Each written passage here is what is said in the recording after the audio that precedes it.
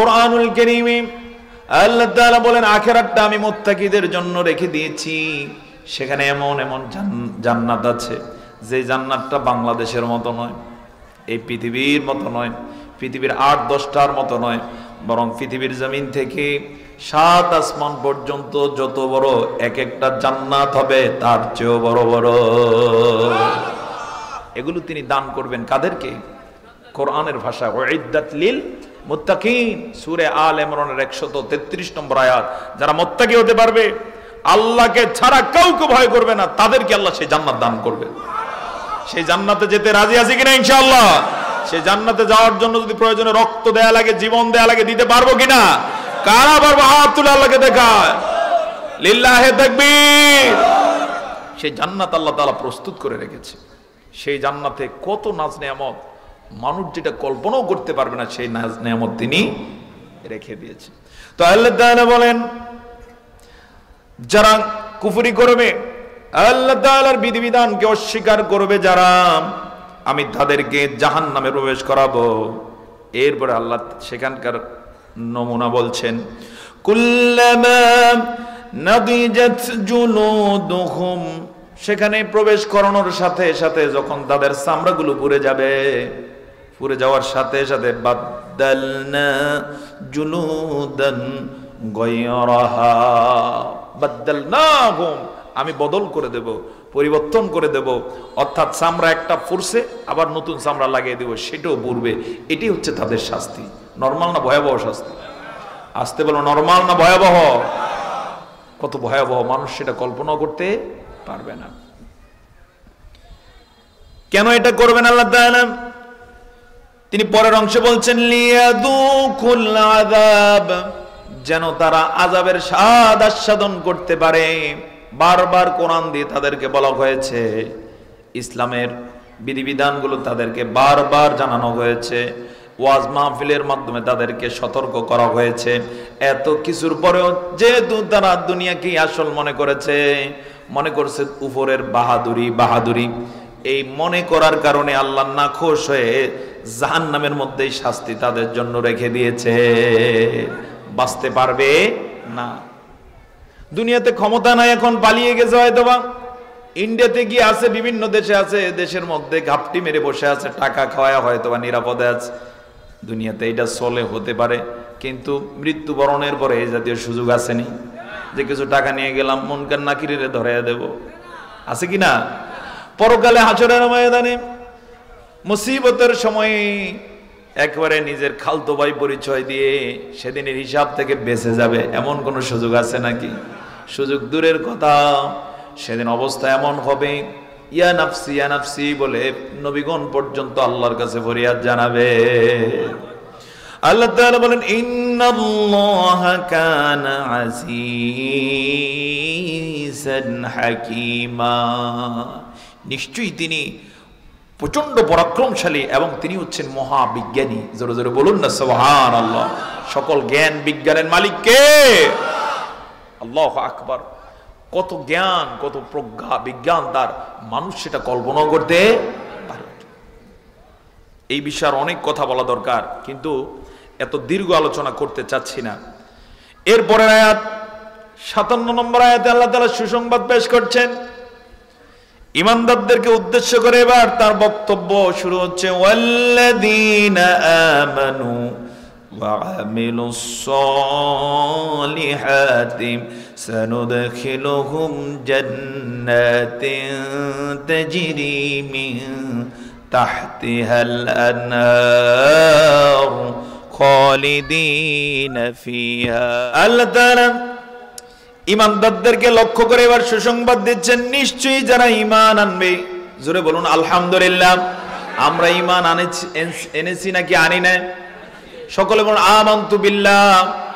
একটু কালিমা তাইয়্যিবা পড়ি, লা ইলাহা ইল্লাল্লাহ। তো যারা ঈমান আনবে, ওয়া আমিলুস সলিহাত, এবং সৎ কাজগুলো করে যাবে, যে কোনো মূল্যে কি কাজ করবে? সৎ কাজ করবে।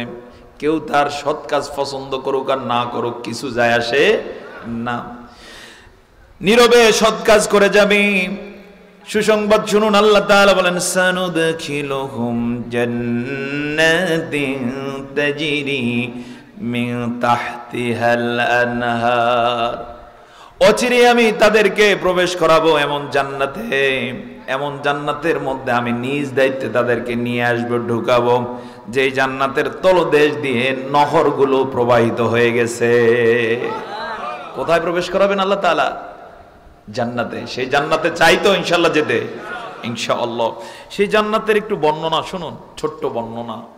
জান্নাতের মধ্যে যে লোকগুলো যাবেন, যারা কোরআনের পরিপূর্ণ আমল করবেন, তেলাওয়াত পাশাপাশি আমল, কোরআনে যত আয়াত আছে তত তলা বিশিষ্ট জান্নাত তাদেরকে দেয়া হবে। তাহলে কোরআনের আয়াত আছে কত? ৬,২৬৬। এমনি বলেন আর কি লোকেরা ৬,৬৬৬, কিন্তু মূল আয়াত কত? ৬,২৩৬। মুখস্থ করুন, ৬,২৩৬।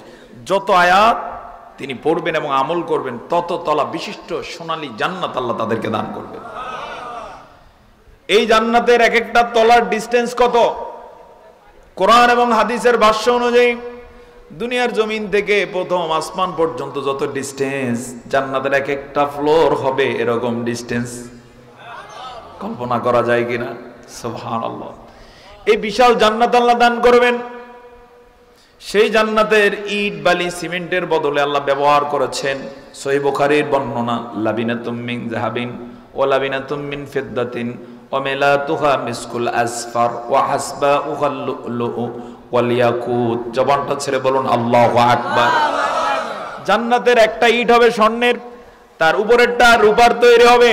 স্বর্ণ আর রূপার তৈরি জান্নাতের এই ইট গাঁথনি দেওয়ার জন্য পানির বদলে আল্লাহ মেস্ক দিয়েছেন। সেখানে সিমেন্টের বদলে বালির বদলে আল্লাহ লুলু আর ইয়াকুত পাথর দান করেছে।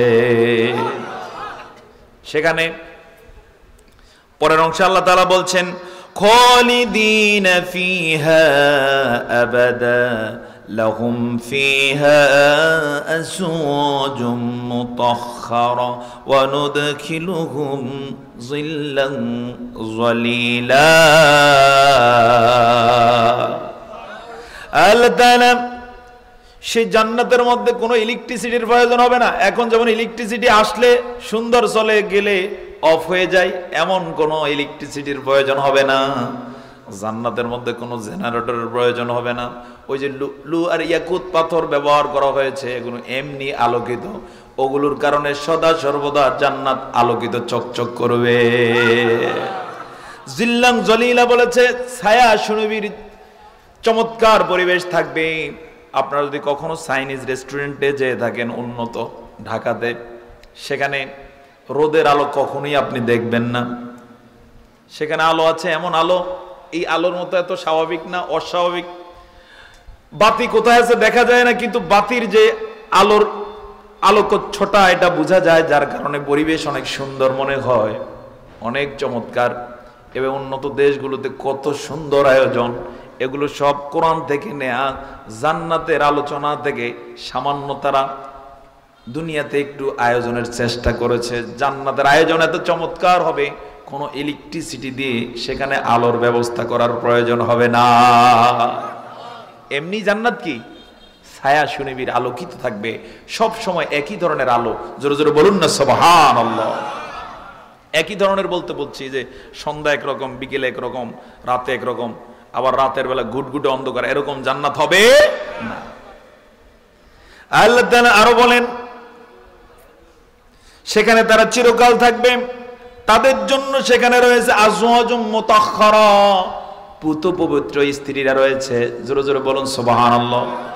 পবিত্র কেন বলা হলো? এক নম্বরে তারা কোনোদিন পেশাব পায়খানা করেন না, প্রয়োজন নেই।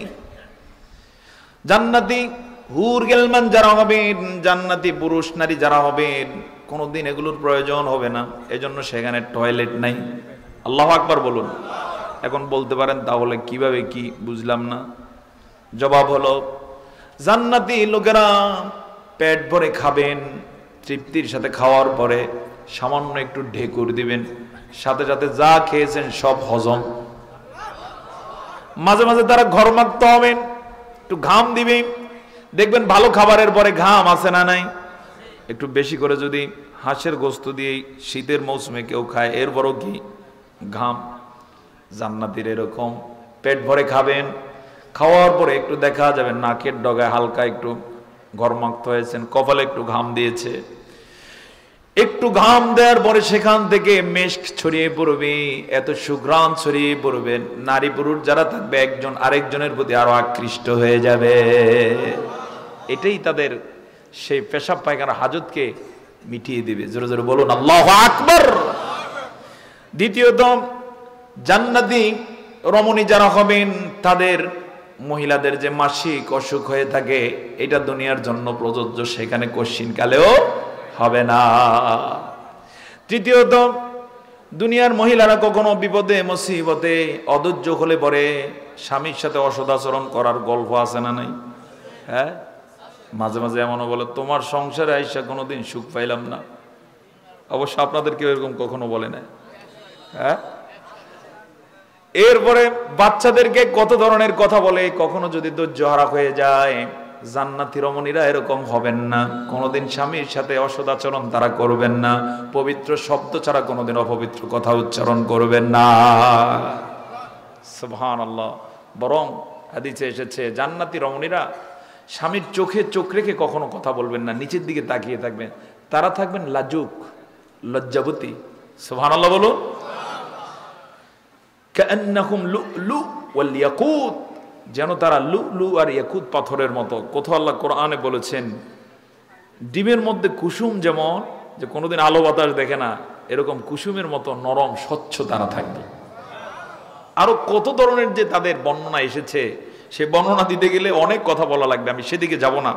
শুধু এতটুকু বুঝতে চেষ্টা করুন, সেখানে যে হুরেরা থাকবেন, নারীরা থাকবেন, জান্নাতি মুত্তাকিদের জন্য, ইমানদারদের জন্য যে স্ত্রীগণ হবেন, তারা সবাই থাকবেন পবিত্রা, পবিত্র। কোনোদিন ওযু গোসলের প্রয়োজন হবে না। সুবহানাল্লাহ, সুবহানাল্লাহ। কত চমৎকার করে সাজানো, সেটা আমরা কল্পনা করতে পারবো না। সেটা যে কল্পনাতীত, এটা বোঝার জন্য আল্লাহ তাআলা হাদিসে কুদসিতে বলেন, আলেমরা যারা আছেন আপনারা জানেন, আল্লাহর নবী বলেন ক্বালাল্লাহু তাআলা আ'দাতু লিবাদিয়াস সালিহিন মা লা আইনুন রাআত ওয়া লা উযুনুন সামিআত ওয়া লা খাতারা আলা কলবি বাশার। সহিহ বুখারী, সহিহ মুসলিম সহকারে প্রায় সব হাদিসে এসেছে। আল্লাহর নবী বলেন, আল্লাহ তাআলা বলেছেন জান্নাতীদের জন্য আমি এমন এমন সেরা সেরা নাজ নেয়ামত তৈরি করে রেখেছি, প্রস্তুত করে রেখেছি, কোনদিন কোন চোখ তা দেখে নাই। সুবহানাল্লাহ। চোখ দিয়ে তো মানুষ কত দেখে, ভিডিও দেখে, ভিডিওতে মাঝে মাঝে দেখবেন কিছু সিনারি এত চমৎকার, মন চায় যদি যেতে পারতাম, কিন্তু সেটা তো সুইজারল্যান্ডে যেতে পারেন না। কিছু রাশিয়ান আছে, কিছু ভূস্বর্গ কাশ্মীরে আছে, এই দৃশ্য দেখলে ভালো লাগে। কিছু আফগানে আছে, পাকিস্তানে আছে, যেতে মন চায় নাকি যায় না তখন। তো এরকম এগুলো দেখি এত মজাদার মনে হয়, কিন্তু নবীজি বলছেন, আল্লাহ তাআলা বলেন চোখ দেখে নাই যে নিয়ামত, এমন নিয়ামত আল্লাহ সাজিয়ে রেখেছে। ওয়ালা উযুনু সামিআত, কিছু আছে চোখ না দেখলেও কান শোনে। বহু রূপকথা আছে না নাই? এরকম রূপকথার কথায়ও কোনোদিন কানে শোনে নাই, এমন নিয়ামত গুলো আল্লাহ জান্নাতে রেখে দিয়েছে। এমন কি ওয়ালা খাতারা আলা কলবে বাশার, সবচেয়ে বেশি কল্পনা করতে পারে মানুষ। মানুষ যেটা কল্পনা করতে পারে অন্যরা সেটা ধারে কাছেও যাইতে পারে না। মানুষের কল্পনা শক্তি কত মজবুত, একটু উদাহরণ দেব। আপনারা যারা বিদেশে ছিলেন, মাঝে মাঝে চিন্তা করেন, আরে দুবাইতে ছিলাম, ওই যে অমুক জায়গায়, এই যে কল্পনা করলেন 1 সেকেন্ডের মধ্যেই করা যায়। খেয়াল করছে কিনা কখনো? অর্থাৎ মানুষের কল্পনা শক্তিটা এত মজবুত এবং এত কল্পনাতীত বেশি, যেটা আসলে অন্যরা কোনোদিন চিন্তা করতে পারে না। যেটা মানুষ কল্পনা করতে পারে সেটা তো দূরের কথা, কল্পনাও যেটা করে না, এমন নিয়ামত আল্লাহ জান্নাতে রেখে দিয়েছে। তাহলে সেটা কত মজাদার হতে পারে, কত চমৎকার হতে পারে। সেই মজার জায়গা থেকে, সেই শ্রেষ্ঠ জায়গা থেকে আল্লাহ বলছেন, আমি সেখানে রেখে দিয়েছি লাহুম ফিহা আজওয়াজুম মুতাহহারা, পুত পবিত্রা স্ত্রী আমি সেখানে রেখে দিয়েছি। একটা মজার হাদিস বলবো। একদিন নবীজি বলেন, ও জান্নাতি পুরুষেরা, বিশেষ করে নবীজি সাল্লাল্লাহু আলাইহি ওয়াসাল্লাম এভাবে বলছেন, ও দুনিয়ার রমণীরা, তোমরা তোমাদের নেককার পুরুষদেরকে গালি দিবা না। কাদেরকে? ফ্যানটা একটু দিলে হয়। তোমরা যদি তোমাদের নেককার পুরুষদেরকে গালি দাও, আছে না এরকম যে স্বামী নামাজি মানুষ কিন্তু এরপরে স্ত্রী তার সাথে ভালো ব্যবহার করেন না। যেমন হযরত লূত আলাইহিস সালাম কত মহান একজন নবী, কিন্তু তার স্ত্রী তার প্রতি ঈমান আনে নাই, তাকে বিশ্বাস করতো না। এরকম কোন নারী যেন তার নেককার স্বামীকে কষ্ট না দেয়, নবীজি নিষেধ করেছে।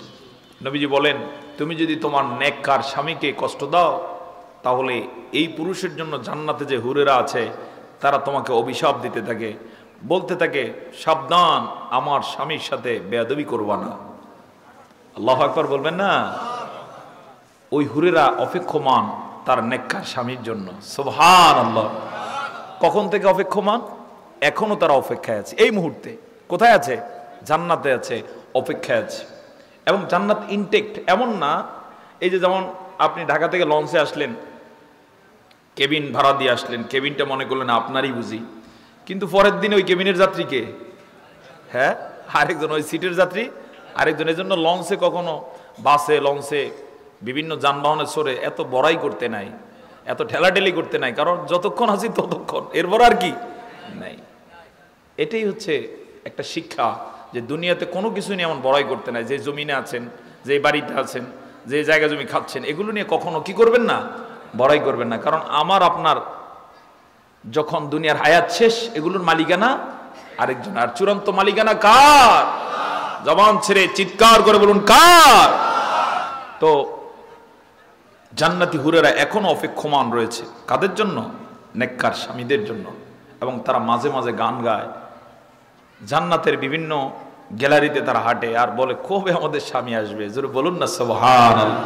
অথচ তাদের স্বামীরা নাকে তেল দিয়ে ঘুমায়, ফজরে নজর করে না। আছে না না এরকম? হ্যাঁ, ইমানদার হলে জান্নাতে তো যাবে, কিন্তু এখন কি পরিপূর্ণ ইমানদার না আর কি। তবে কোন ইমানদার নামাজ ছাড়া থাকতে পারে না।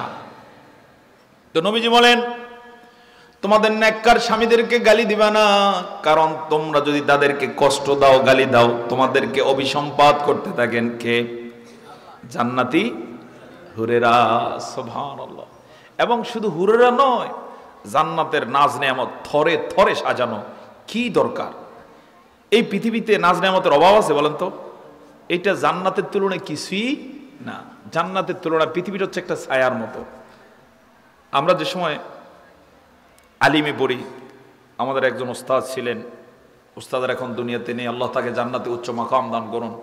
তিনি বললেন, জান্নাতের যে ফল হবে, ওই ফলের একটা ছায়া হচ্ছে দুনিয়ার ফল। তোমরা যে আপেল খাও, জান্নাতের আপেলের তুলনায় ছায়া যেমন হতে পারে, সে ছায়া হচ্ছে দুনিয়ার ফল। এটাই এমন স্বাদ, জান্নাতেরটা কেমন স্বাদ হতে পারে? সুবহানাল্লাহ। সেখানে এই ফলের নাম এমনই থাকবে, কিন্তু খেতে গিয়ে মানুষ অবাক হতবাক হয়ে যাবে, এত সুস্বাদু কিভাবে হতে পারে?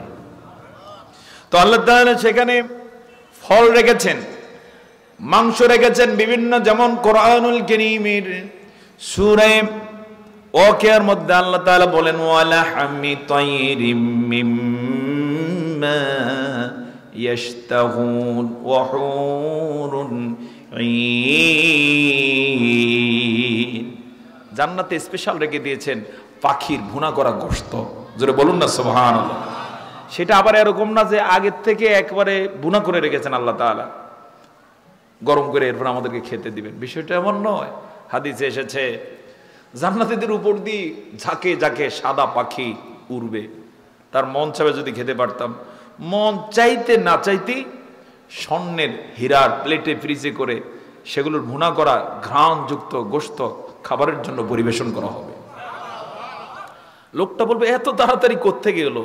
তখন হুর গেলমানরা বলবেন, একটু আগে আপনি কল্পনা করেছিলেন পাখির ঝাঁক দেখে, কল্পনার কারণে আপনার সম্মানার্থে সেটারই ভুনা করা গোশত পরিবেশন করা হলো।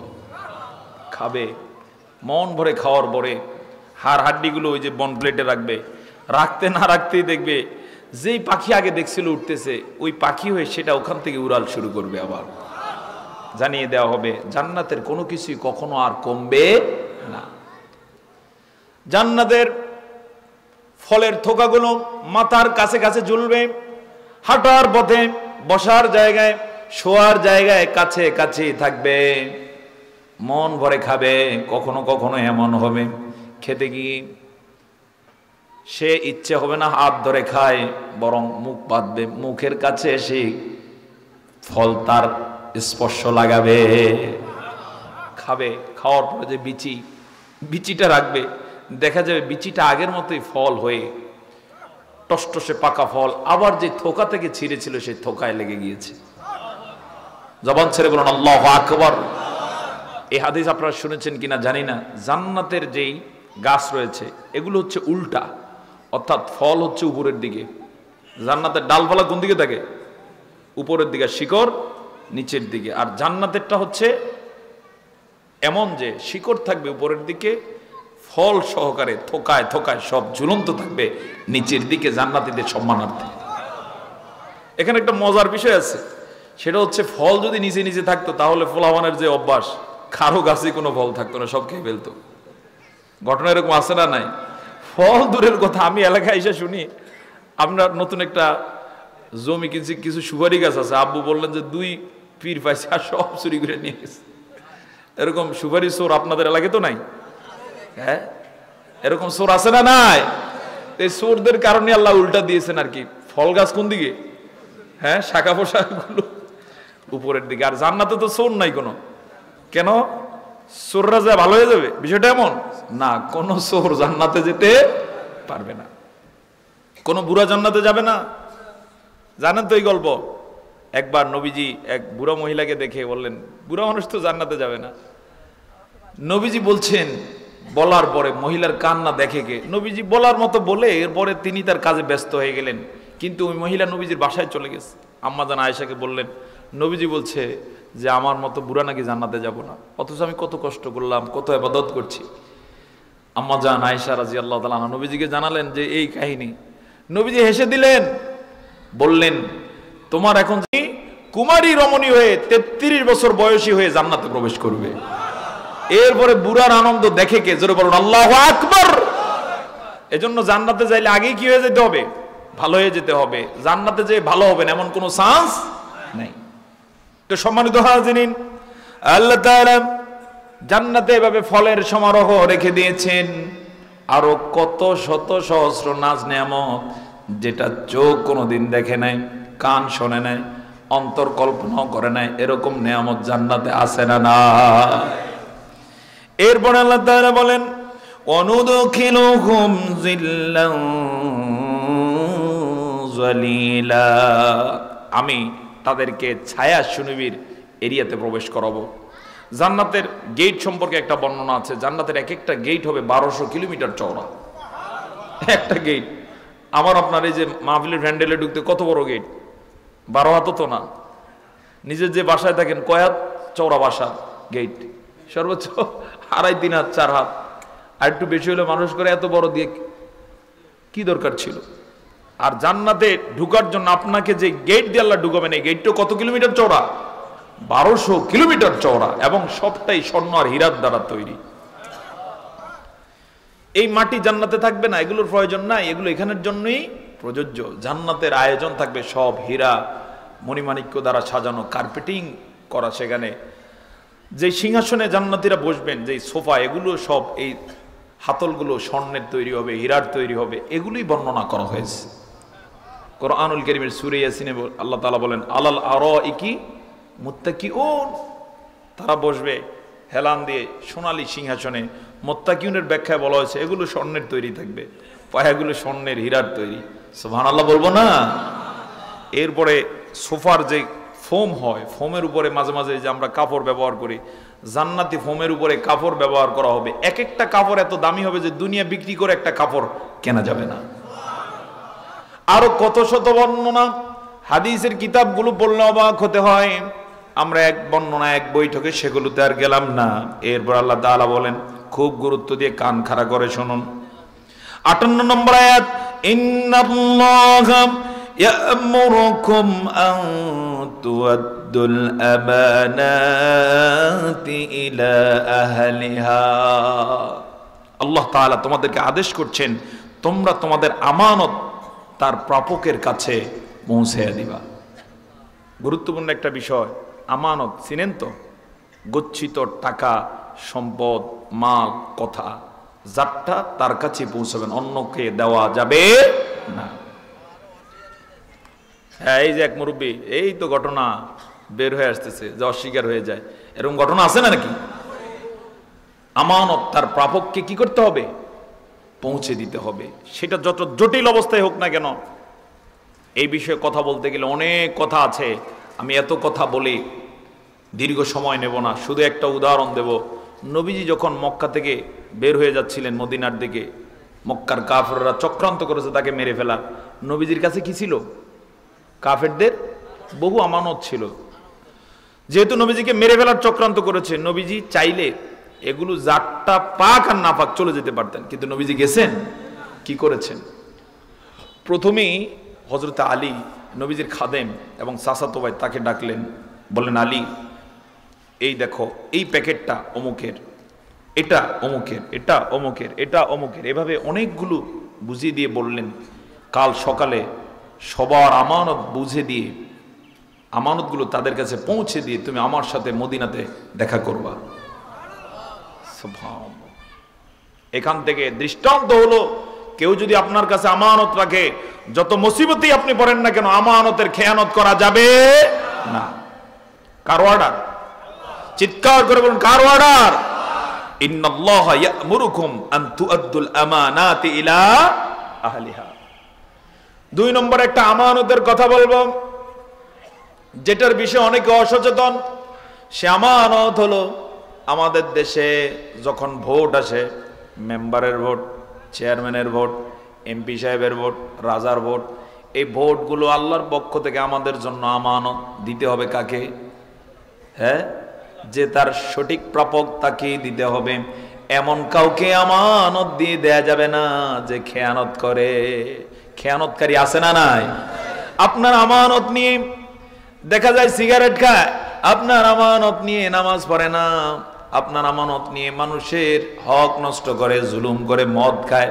এই আমানত তাহলে আপনি তাকে যথাযথ জায়গায় দিতে পারেন নাই।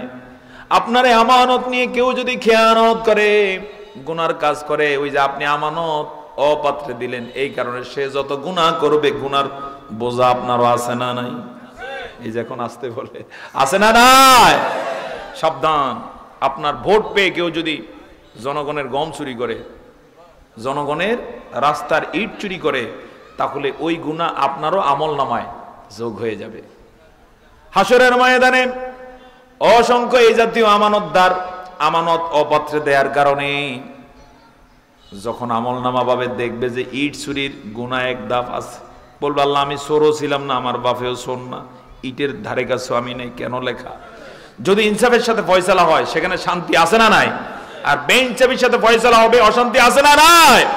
একটা গুরুত্বপূর্ণ কথা বলি, এই যে ছাত্রদের আন্দোলনের কাছে এত শক্তিশালী 17 বছরের সরকার পালিয়ে গেল, 15.5 বছর চালাইছে, তার আগে তত্ত্বাবধায়ক গত সরকারেরই ফসল ছিল, পালিয়েছে কেন? কাহিনীটা কি? কাহিনী হচ্ছে একটা বেইনসাফি করেছে। কি করছে? বেইনসাফি। বেইনসাফি কি? আদালত থেকে একটা রায় দিয়েছিল, এখন থেকে প্রায় এই 4-4.5 মাস আগে। রায়টা হচ্ছে কোটা সংস্কার আন্দোলনের রায়, স্মরণে পড়ে কিনা আপনারা? অর্থাৎ মেধাবী হইলেও তার চাকরি নাই, আর মেধাহীন কিন্তু কথিত মুক্তিযোদ্ধার সন্তান, তার চাকরি। আদালত যখন রায় দিল, এই রায়টা ইনসাফ হয়েছে নাকি বেইনসাফি? আপনার সন্তান রক্ত মাংস পানি করে তাকে পড়ালেন, সে মেধার পরিচয় দিলেন, ইউনিভার্সিটি থেকে MA পাস করলেন, চাকরিতে গিয়ে যদি মেধার মূল্যায়ন না পান, বরং সে যদি দেখতে পায় যে আমার ধারে কাছেও না, সে এখন চাকরি পেয়ে গেল মামুর জোরে, খালুর জোরে, কোটার জোরে, তখন তার হৃদয়ের মধ্যে আঘাত আছে না নাই? কথা বলেন, আছে না নাই? আল্লাহ বলছেন তোমরা ইনসাফ করো, কিন্তু সেখানে ইনসাফ না পাওয়ার কারণে তার হৃদয়ের মধ্যে কি আঘাত লাগলো, এটা আল্লাহ বরদাস্ত করেন না। এই বেইনসাফি করা হলো। ছেলেরা যখন আন্দোলন করলো, যেই বিচারপতি রায় দিয়েছে, বলল যে কথা তো আইন হিসেবে বলা হয়েছে, এখান থেকে আমরা উইথড্র করব না। মনে পড়ে কিনা পত্রিকায় পরের দিন আসলো, ওনার সাক্ষাৎকার নিল, সাংবাদিকরা বলল যা রায় হয়েছে মেনে নিতে হবে, কোটার বিপক্ষে যাওয়া যাবে না। যে কোটা আছে এটার বিপক্ষে অবস্থান নেওয়া যাবে না। ছেলেরা নামলো, নামার পরে সে কোটা সংস্কার থেকে অবস্থা এমন হয়েছে, ওই বিচারপতি তো ফালাইছি, তাদের প্রধানমন্ত্রীও কি ফালাইতে হলো। দেখুন আল্লাহ তাআলা কি বলেন, ওয়াইদা হাকামতুম বাইনান নাস আন তাহকুমু বিল আদল, যখন তোমরা মানুষের মাঝে ফয়সালা করবা, জাস্টিস করবা। এই যে ছেলেগুলো কি চেয়েছে, উই ওয়ান্ট জাস্টিস, স্লোগান শুনছিলেন কিনা, উই ওয়ান্ট জাস্টিস। এবং এরা অনেকে রাজনীতিও কি এত পোক্ত না, এরা কেউ কোনোদিন মন্ত্রী ছিল না, এমপি ছিল না, এমনকি মেম্বারিও করে নাই। কথা বলেন ঠিক কিনা? এমনকি কোন ছেলে কোনোদিন দুর্নীতি করেছে এরকম রেকর্ডও নাই। তারা শুধু চেয়েছে জাস্টিস। আল্লাহ তাআলা তাদেরকে এত মর্যাদা দিয়েছে, কয়েকজন এখন মন্ত্রী হয়ে গেছে। কি এখন মন্ত্রী হয়েছে না কয়েকজন? আল্লাহ তাআলার বক্তব্য হচ্ছে তোমরা ইনসাফ করবা, ইনসাফ করলে শান্তি আসবে, বেইনসাফি করবা সব বরবাদ হয়ে যাবে। সর্বশেষে তিনি কি বলেন? আল্লাহ তাআলা সর্বশেষে বলেন, ইন্নাল্লাহা নি'ম্মা ইয়াইযুকুম বিহি, নিশ্চয়ই আল্লাহ তাআলা তোমাদেরকে কত উত্তম ওয়াজ করতেছেন। যে ওয়াজটা শোনাচ্ছি কার ওয়াজ? চিৎকার করে বলুন কার ওয়াজ? নাকি কামরুল হাসান সাহেবের? কার ওয়াজ? আল্লাহ তাআলা বলেন আমি যে ওয়াজ করলাম, বিশেষ করে ওয়াজের মধ্যে 1 নম্বর হলো আমানত তার প্রাপককে দিয়ে দিবা। 2 নম্বরের ওয়াজ হলো ইনসাফ করবা, ব্যক্তি জীবনে, পরিবারে, সমাজে, রাষ্ট্রে কি করবা? ইনসাফ যদি করো, এটাই হলো শ্রেষ্ঠ ওয়াজ। কত চমৎকার, মেনে নিবা, কোনো ভয় থাকবে না, চিন্তা থাকবে না, টেনশন থাকবে না, লজ্জিত হতে হবে না, গদি ছেড়ে পালানো লাগবে না, বরং সম্মান বাড়িয়ে দিবেন কে? এরপর আল্লাহ তাআলা বলেন, ইন্নাল্লাহা কানা সামিআম বাসীরা, নিশ্চয় আল্লাহ তাআলা সব কিছু শুনেন। এই যে আমরা কে কি ওয়াদা করছি, কেউ না শুনুক, কে শুনলেন? আমরা যা দেখি না, কে দেখেন? এজন্য তার পরিচয় হচ্ছে সামিউন বাসীর, তিনি সব শোনেন, সব দেখেন। একটা গল্প বলে আলোচনা আমি শেষ করে দিতে চাই ইনশাআল্লাহ। কালকে আজকে যেই পরিমাণ এসছেন, একজনকে নিয়ে আসলে এই পরিমাণটা বাড়বে না কমবে? সেই মানসিকতা লালন করে কালকের প্রোগ্রামে আপনারা সময় দিবেন, এই আশাবাদ ব্যক্ত করে আমি আলোচনাটা শেষ করতে চাই একটা গল্প দিয়ে, জাস্টিসের গল্প, ইনসাফের গল্প। হযরতে আলী রাদিয়াল্লাহু তাআলা আনহু যখন মুসলিম জাহানের খলিফা, শুধু মক্কা মদিনার খলিফা বা বাদশা না, গোটা আরব জগৎ নয়, গোটা পৃথিবীর খলিফা। আল্লাহ আসামি করা হলো ইহুদিকে, নিজে বাদী, আর 2 জন কি করলেন? সাক্ষী। 2 জনের একজন ছিলেন হযরতে আলী রাদিয়াল্লাহু তাআলা আনহুর প্রাইভেট সেক্রেটারি, কৃতদাস। আরেকজন নাম লেখালেন হযরতে হাসান রাদিয়াল্লাহু তাআলা আনহুকে, প্রস্তাব করলেন। কাজী মামলাটা এভাবে কোর্টে তুললেন যে ইহুদিকে ডাকা হলো। ইহুদিকে সামনে এনে আলীকে জেরা করলেন, বললেন আপনি তো জানেন কোনো মামলা রুজু করার জন্য 2 জন সাক্ষী লাগে, তো আপনার 2 জন সাক্ষী পেয়েছি, একজন হলেন আপনার কৃতদাস, এটা এলাও, ঠিক চিহ্ন দিলেন। আরেকজন হচ্ছে আপনার ছেলে কোনোদিন বাবার পক্ষে সাক্ষী হতে পারে না, সুতরাং 2 জন সাক্ষী যেহেতু পাওয়া গেল না, মামলা খারিজ। আল্লাহু আকবার বলবেন না? খারিজ করে দেওয়া হলো কার মামলা? হ্যাঁ, রাষ্ট্রপ্রধানের মামলা। আমাদের দেশে যদি সাবেক যিনি পালিয়ে গেলেন ওনার সামনে কোনো বিচারপতি এমন করতো, তাহলে অবস্থা কেমন হইতো? হ্যাঁ, দেখুন জাস্টিস কাকে বলে। মামলা বাতিল করে দেওয়া হলো। হযরত আলী মাথা নিচু করে বের হয়ে আসতেছেন, এমন সময়ে ওই ইহুদি বললেন যে কাজী সাহেব আমার একটু কথা আছে। কি কথা? বললেন যে ইসলামের সৌন্দর্য আপনারা আমাকে দেখালেন, আমি মুগ্ধ। আপনাদের এই বিচার ব্যবস্থা দেখে আমি তৃপ্ত, আমি মুসলমান হয়ে যেতে চাই। ঘোষণা দিয়ে তিনি সবার সামনে বলে উঠলেন, আশহাদু আল্লা ইলাহা ইল্লাল্লাহু ওয়াহদাহু লা শারীকা লাহু ওয়া আশহাদু আন্না মুহাম্মাদান আবদুহু ওয়া রাসূলুহু। ইহুদি কি হয়ে গেলেন? মুসলমান হয়ে গেলেন। মুসলমান হওয়ার পরে দ্বিতীয় ঘোষণা দিলেন, কাজী সাহেব বিচারের সিস্টেমের কারণে আলী রাদিয়াল্লাহু তাআলা আনহু দুইজন সাক্ষী দেখাতে পারেন নাই। আসলে এই বর্মটা আমার নয়, এটা আলী রাদিয়াল্লাহর বর্মই। সুতরাং আপনি দয়া করে বর্মটা নিয়ে যান। কাজী সাহেব বর্ম নিলেন, আলীকে ডাকলেন। আলী বললেন, যেহেতু তিনি ইসলামের ঘোষণা দিয়েছেন, বর্মটা আমি তাকে দান করে দিলাম। সুবহানাল্লাহ বলবো না? তাহলে ইসলামের সৌন্দর্যের কারণে সবার লাভ হলো না লস হলো? যারা চান্স পেয়ে মনে করেন ওই আমার দলের, ওই আমার কাছের, ওই আমার বাড়ির, ওই আমার মতের, ওই আমার বন্ধু, ও আমার পার্টনার, ওর পক্ষে থাকতেই হবে, আপনি মূলত আপনার পায়ে কুড়াল মারতেছেন। কথা বলুন ঠিক কিনা? যদি আপনি ওই অবস্থা তো ইনসাফ করেন, সবারে আল্লাহ বন্ধু বানিয়ে দিবেন। কথা বলুন ঠিক কিনা? এজন্য আল্লাহ তাআলার বক্তব্য হচ্ছে কি করতে হবে? ইনসাফ করতে হবে। সেই ইনসাফের সিদ্ধান্ত আমরা নিতে পারলাম তো ইনশাআল্লাহ? সকল ক্ষেত্রে আমরা এটা করব। জোরে বলি ইনশাআল্লাহ। আল্লাহ কবুল করুন। সকলে বলি আল্লাহুম্মা আমিন। তাহলে আলোচনা বেশি করি নাই। কয় আয়াতের আলোচনা? কোন সূরা? সূরাতুন নিসা। কত কত নম্বর আয়াত? 56, 57, 58। ওয়াজ বাড়ি নিতে হবে কিন্তু। আমি মাঝে মধ্যে কিন্তু পরীক্ষা করি, আজকে মাফ করে দিলাম। পরীক্ষা টরীক্ষা নাই, বিনা পরীক্ষা সব পাস। বলুন আলহামদুলিল্লাহ। কোন সূরা? সূরা নিসা। কত কত নম্বর আয়াত?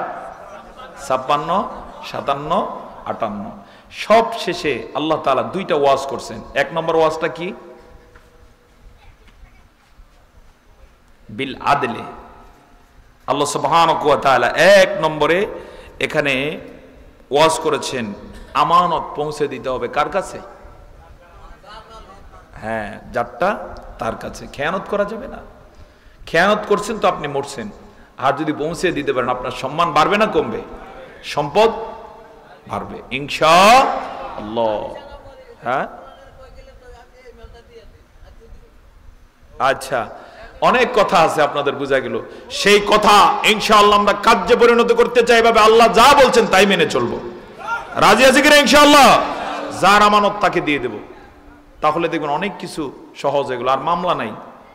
উমর রাদিয়াল্লাহু তাআলা আনহুর সময় যেভাবে কোনো মামলা নাই, তারে প্রধান বিচারপতি বানানো হলো। আবু বকর খলিফা হয়ে তারে কি বানালেন? প্রধান বিচারপতি। 1 বছর পরে আসলেন, ফাইলপত্র সব বগলে নিচে নিয়ে বললেন, আমার কিসের আপনি প্রধান বিচারপতি বানাইলেন? কোনো কি নাই, মামলা টামলা নাই। সুবহানাল্লাহ বলবেন না? আর এখন গ্রামের একজন ওই যে মেম্বারও যদি হয়, মামলা এর কাছেও আসে না নাই কিছু, মামলার জ্বালায় ঘুমাইতে পারে না বেটায়। এটা করা যাবে না। এখন থেকে আমরা ইনশাআল্লাহ সর্বক্ষেত্রে আমানত প্রাপকের কাছে পৌঁছে দেব, জাস্টিসের পক্ষে থাকবো। জোরে বলি ইনশাআল্লাহ। আল্লাহ তাআলা কবুল করুন।